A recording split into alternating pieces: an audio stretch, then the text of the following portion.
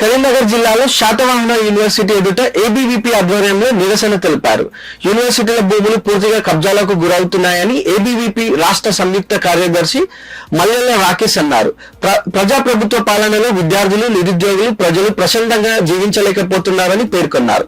ఉస్మానియా యూనివర్సిటీలో ధర్నాలు, రాస్తారోకోలు చేయొద్దని, విద్యార్థుల హక్కులను కాలరాసే విధంగా యూనివర్సిటీ వీసీ సర్కులర్ జారీ చేయడం సరికాదన్నారు. ఈ కార్యక్రమంలో జిల్లా కన్వీనర్ పూసల విష్ణు, యూనివర్సిటీ ఇన్ఛార్జ్ కిరణ్మయ్, కార్యదర్శి బొమ్మళ్ళ నందు తదితరులు పాల్గొన్నారు. విద్యార్థుల హక్కులను వెంటనే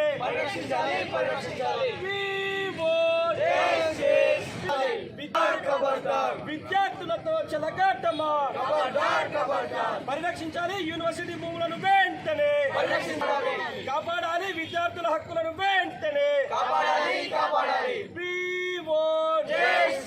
ఏదైతే తెలంగాణ ఉన్నటువంటి హెచ్సియు సెంట్రల్ యూనివర్సిటీలో దాదాపు 400 ఎకరాలకు పైగా ఈ యొక్క రాష్ట్ర ప్రభుత్వం ఈరోజు కబ్జాకు గురి చేసి ఈ యొక్క యూనివర్సిటీ భూములను అన్యాక్రాంతం చేస్తూ ఉన్నది.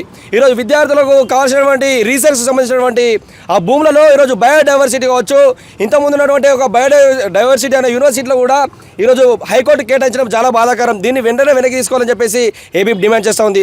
అదేవిధంగా ఉస్మానియా యూనివర్సిటీ ఈరోజు తెలంగాణ రాష్ట్రం సహకారం కావడానికి ఈరోజు ఉస్మానియా యూనివర్సిటీలో ఉద్యమాలకు పురుడు పోసింది. అలాంటి ఉస్మానియా యూనివర్సిటీలో ధర్నాలు, రాస్తారోకోలు, ఈరోజు నిరసనలు చేయాలన్న కూడా యొక్క ప్రభుత్వం అనుమతి తీసుకొని చేయడం అంటే సిగ్గుచేటు. ఈరోజు ఈ యొక్క రాష్ట్ర ముఖ్యమంత్రి రేవంత్ రెడ్డి అధికారంలోకి రావడానికి ప్రశ్నించే గలం కావాలని చెప్పేసి అధికారంలోకి రావడం జరిగింది ఈరోజు రేవంత్ రెడ్డి.